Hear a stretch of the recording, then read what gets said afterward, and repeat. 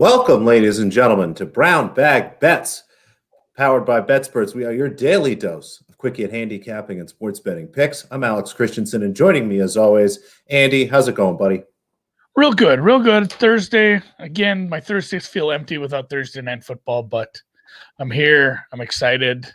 And truthfully, maybe it is nice to have some Thursdays off. We're getting a Saturday off, a lot of basketball today. And today is the last day, too, to get in on the drawing for the free sweatshirts if you leave a review for BetSperts in the Apple iTunes store or the whatever the Android one's called, Google Play Store. So if you leave a 5-star review for BetSperts, you can get a free sweatshirt without having to travel to New Jersey. So yeah, afternoon basketball. How early does NBA start today?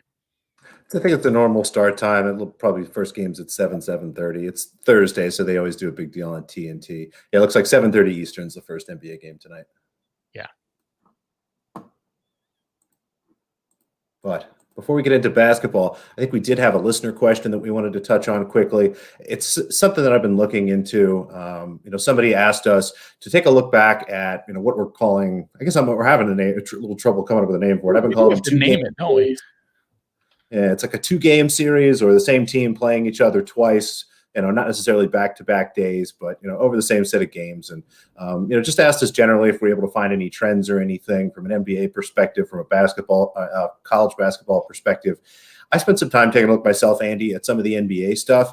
The first thing I'll say is I don't know that if we have a large enough sample size to really draw out any big trends here. I think probably the most useful piece of data that I noticed was more often than not, the closing number from game one becomes the opening number for game two. So as you're starting to think about what to expect from a market perspective, game to game from an NBA and these, back-to-backs, expect pretty much the same numbers you saw at the close of game one. Now, the closers for game two move around a little bit. I think some of that might be kind of injury stuff or, people adjusting to what happened the game before. But there was that. And then, looking at some of the statistics from a pace perspective, it looks like the second game is about 1 point slower from a pace, or one possession slower, if you will, from a pace perspective. But again, nothing that really stuck out to me. Andy, I don't know if you had time to look at college basketball, but I'll keep looking at this over the next, probably 6 weeks or so. We'll see if we can draw on some more examples and maybe glean something more. But so far, nothing really stuck out to me.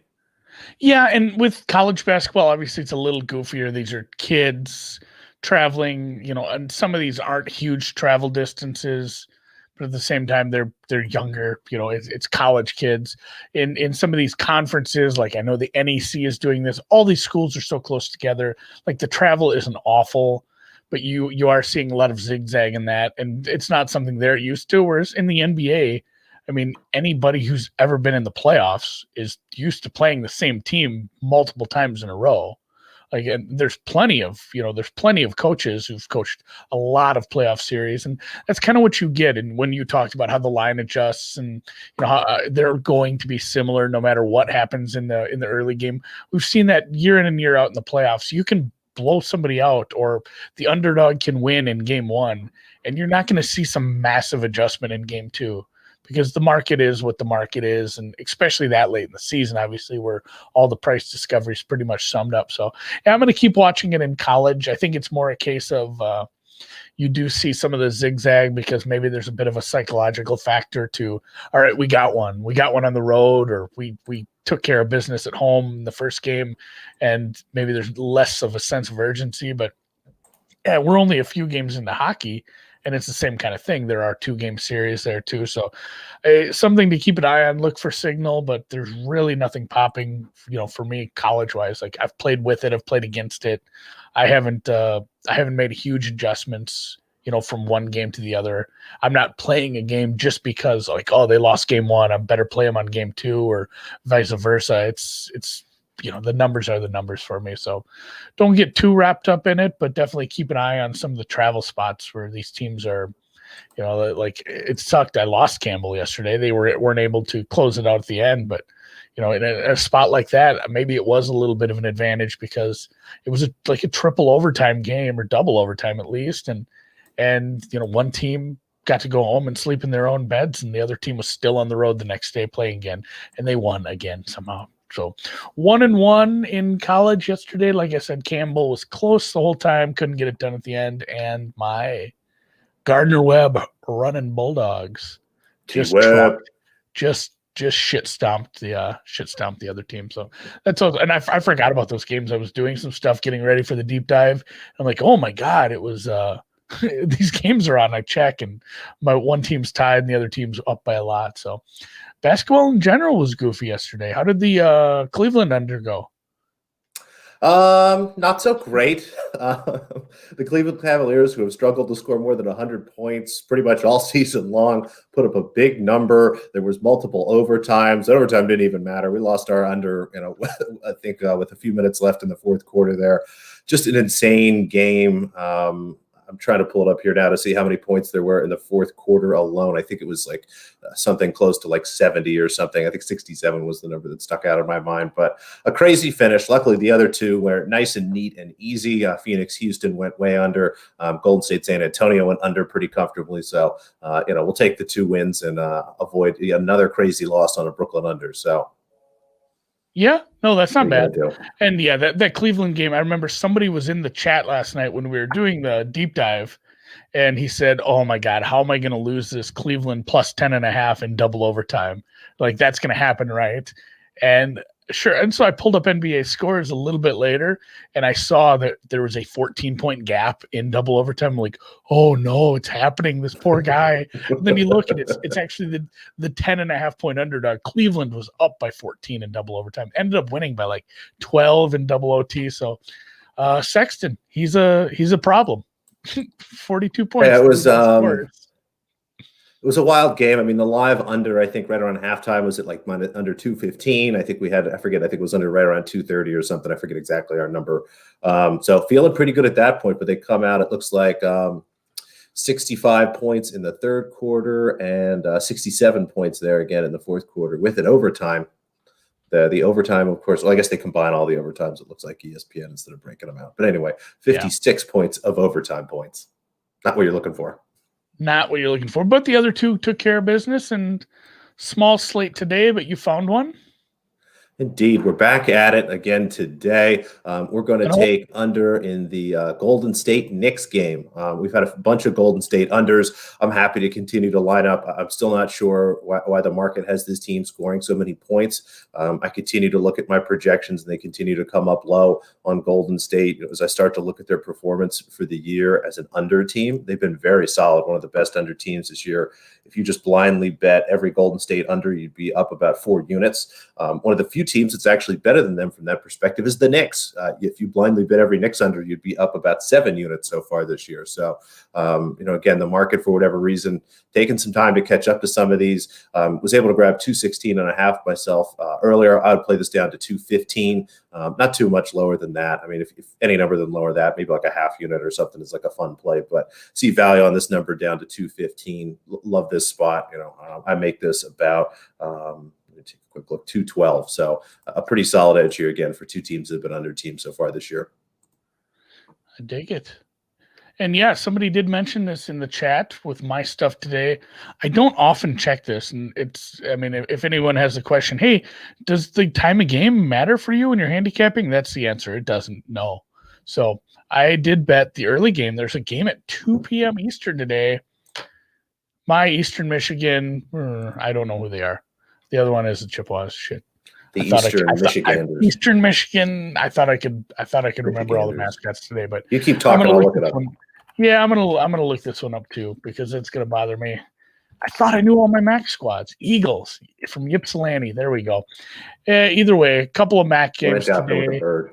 Yeah, it's a tough matchup. Buffalo's a weird team. Buffalo's a team that struggled in the past.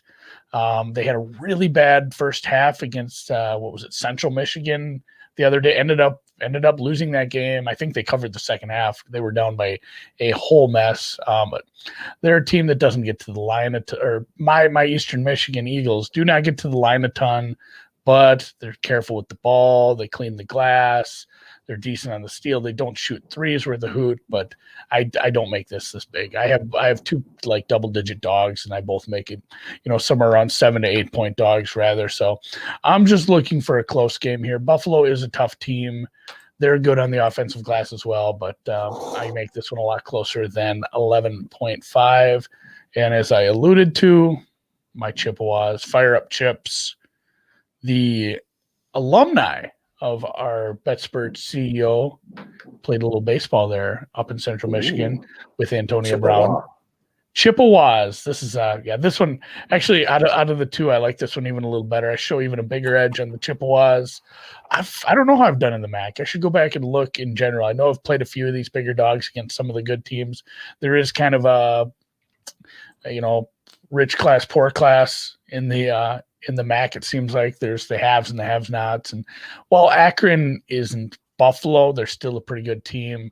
I do see some holes in Akron's, their general makeup. They're a fast playing team and they allow a fast pace too. So hopefully this game doesn't end up too high scoring. I'm looking to keep it, kind of maybe in the 70s for each team. That'd make me feel a lot better.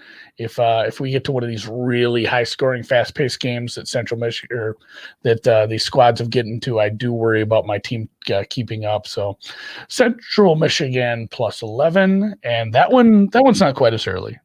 That's at like 5, 6 o'clock. So yeah, this was good. You got a nice afternoon of basketball. You were right into some NBA. Buffalo, Buffalo was down the Kent State game got a little weird for Buffalo. So they are a goofy team. So yeah, I have a 1 o'clock and a 5 o'clock game Central for me. And then I'm going to join you on your NBA play. So I'll have something to take care of later, and it'll kind of help me feed my DTs from not having Thursday night football for the last few weeks. It's been rough. You gotta slowly come into these things, folks. It's tough. It's a tough time of the year. But Andy, I know it's not a major sport, but we do have the sport that is always there to keep. How did tennis do last night? To keep said, pretty good. We won again. Our parlay cashed pretty easily. Both guys, we actually probably could have. After I said I felt a little nervous about the spreads, I think we could have parlayed the spreads and done just fine ourselves there. But nice and smooth. It was nice to wake up and look at my account and see a little extra money there when I got up this morning. And I think we'll take a try again. What do you think? I definitely have been. I've been enjoying the Istanbul Challenger quite a bit, as it is the only thing going on. Before we hit it, what is the next real tournament? I haven't looked. The schedule's all messed up. It's the end of the month last year. It's the end of the month, January 31st. In Australia, they start the Melbourne tournaments. So for those of you that don't know, Australia, who has some of the toughest quarantine rules of just about any country, but at the same time, probably some of the lowest COVID rates of any country, have been really tough on some of the players in terms of keeping them down so they can keep everything safe. What they did was they flew everybody into Australia last week, tried to get them in about 2 weeks, about a month or so before the Australian Open starts, 2 weeks before these tournaments start, so they can quarantine, make sure everyone's healthy and kind of following protocols. So with that in mind, there has been kind of a gap, but those first two tournaments will start in Melbourne, I believe, January 31st, and then the Australian Open is early in February. So we're almost there, Andrew. We're getting there. And, whatever. We have these challengers to fill the hours until then. So what do you got for Istanbul tonight? A couple of totals here.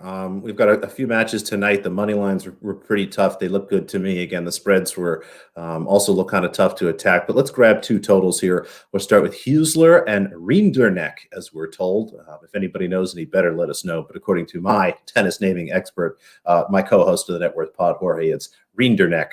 We're going to take over 23 games here. Both of these guys, as I look, their average games per match is in the low 24s. They have really high service rates here. I think there's a good chance we see a tiebreaker. There's just a lot of things pushing me towards an over here. I would actually have this line probably 23.5, 24 myself. Rinderknech's been serving really nicely here, and there's actually a chance that this gets 3 sets anyway. So happy to take the over 23 here. I think we'll see a nice, long, competitive match. I won't watch it. I'll be asleep, but hopefully I wake up and I see somebody won 2-1, because a 3-set under is pretty rare. Although you still have to click and check. So this is true. If somebody is up, it should be a competitive match. And then we're going to take another over here. Soeda and Safwat are playing. Again, this number looks really low to me. I'd make this probably 23.5. Two guys with really high service levels. I think that we're not going to see a lot of breaks here. I actually expect this to go over in just 2 sets. I don't think that we'll see 3 sets here.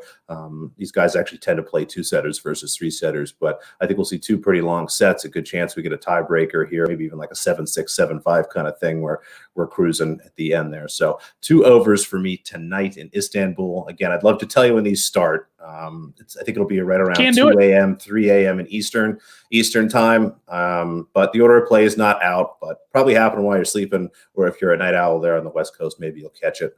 Because you can watch this stuff. That's the nice part about Challenger Tennis. You just go to their website and it's right there. It reminds me of like the what was I playing? What was the shit I was betting yesterday morning? Counter-Strike. Like, that's what made me happy. And we talked about off the air, like, I didn't understand a damn thing the announcers were talking about as far as the positioning and the strategy and who was winning at the map at any point. But I loved that I could watch it. Like, it wasn't my bet. You know, I tailed someone who actually handicaps esports. But the fact that, like, right inside and, you know, native inside the sports book, I could just click on the button and watch that. It makes me think of that. Like, we need obviously lots more of that as we go forward with sports betting. You know, you get that in other countries. I know that Bet365 has a lot of that with the people who can access that, but that needs to happen going forward. Deals with sports books, be streaming. It's so nice to just have the little stream of what you're betting on and watching the live odds.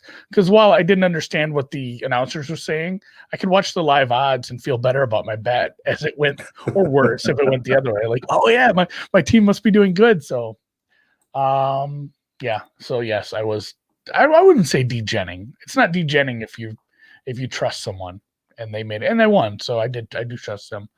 The only other thing I've bet, and I talked about this earlier in the week, but I will mention this again, Chiefs -3. This might be on the move. I don't know if I'm supremely confident to say that this will close at 3.5, because I can see a market appetite for the Bills. And if he gets to 3.5, it might get hit back. But with just the practice news of Mahomes yesterday, we did see a little bit of reaction. There was a few books that were, they were trading a 3 flat, 3 even money, and it's up to 3 flats. You're paying -110. There are books that have -115 now. So it's one of those things where we're going to get practice reports this afternoon. And if it says, Patrick Mahomes was in practice again, if it says possibly there's, something saying he's clearing protocol, he's cleared a hurdle in protocol, like literally any good news about Patrick Mahomes, and this might creep another 10 cents. This might end up at 3.5. So I guess, this is just more of a market entry point as far as, I don't care who you like. If you agree with me and want to bet the Chiefs, I would say do it now.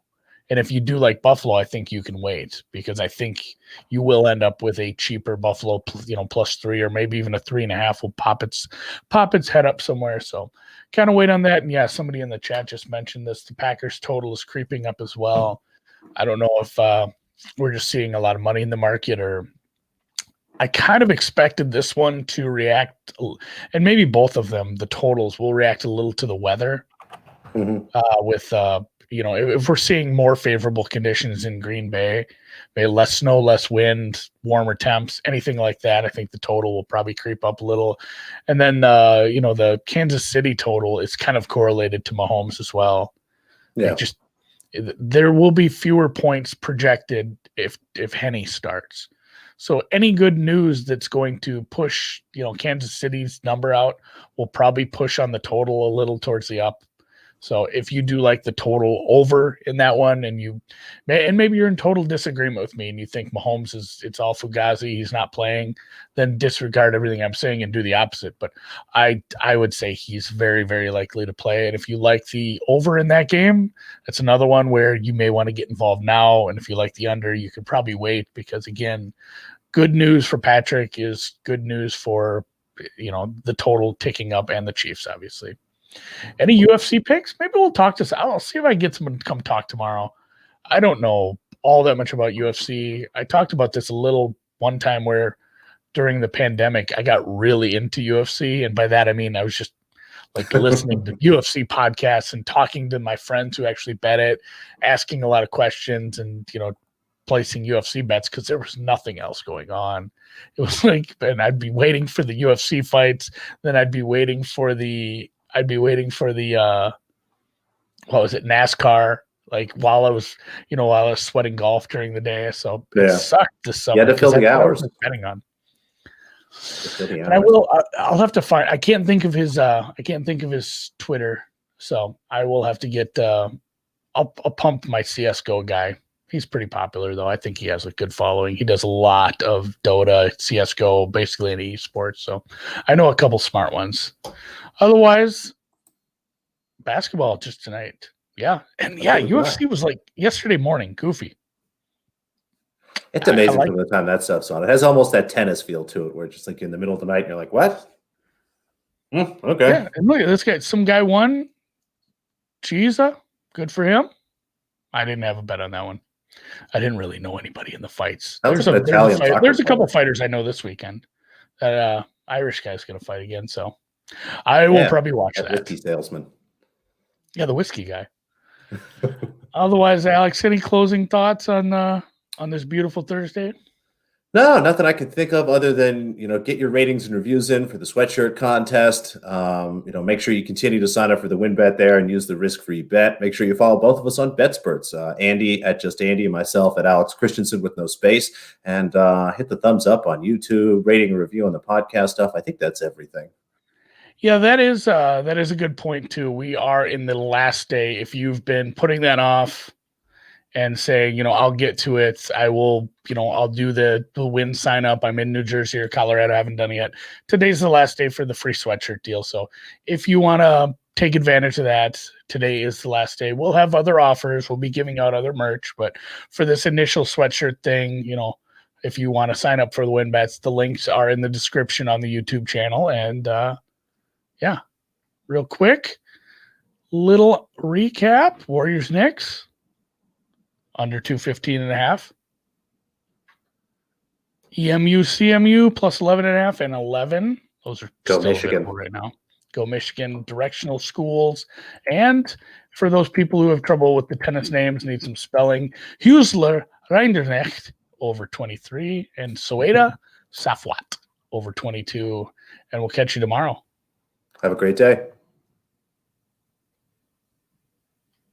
I got to find the music, though. Closing title card. There we go.